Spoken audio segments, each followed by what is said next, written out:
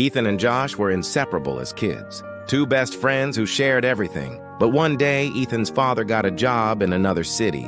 They promised to stay in touch, but life moved on, and silence grew between them. Years later, Josh found himself broken, alone, sitting on the street with nothing left. No one stood by him. Then a man sat quietly beside him and whispered, "I'm always with you when you need me." Josh turned his head, and there was Ethan, after all those years, because true friendship doesn't fade. It waits, quietly, until the moment it's needed most.